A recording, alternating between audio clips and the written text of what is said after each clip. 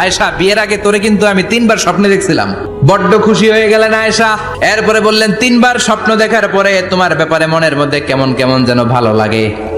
তারপরে একটা ছোট্ট কাগজের মধ্যে, জান্নাতি কাগজ, রেশমি কাপড়ের মধ্যে তোমার চেহারাটা এনে জিব্রাইল বললেন, দেখেন নবী কেমন লাগে। আমি কইলাম, ভালো লাগে।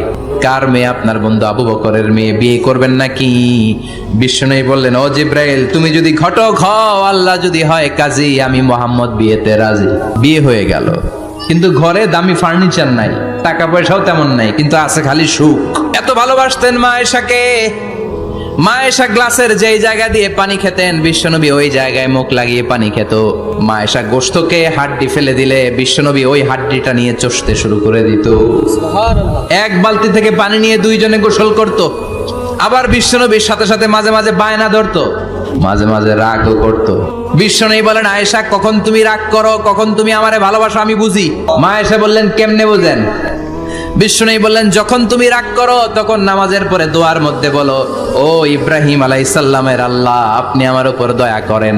তার মানে তুমি রাগ করে আছো, আমার নাম নাও নাই। আর যখন আমার উপর খুশি থাকো, নামাজের পরে দোয়াতে বলো, মুহাম্মদ সাল্লাল্লাহু আলাইহি ওয়াসাল্লামের আল্লাহ, আপনি আমাদের উপর রহমত করেন। তার মানে খুশির সময় তুমি আমার নাম নাও, রেগে গেলে অন্য নবী দেওয়ার দোয়া সাইরা দাও, রেগে গেলে আমার নামটা নাও না। মা আয়েশা বলে, নবী গো, আমি তো শুধু নামটাই মুখ দিয়ে নেই না, কিন্তু কলিজা থেকে তো আপনারে বাদ দিতে পারি না।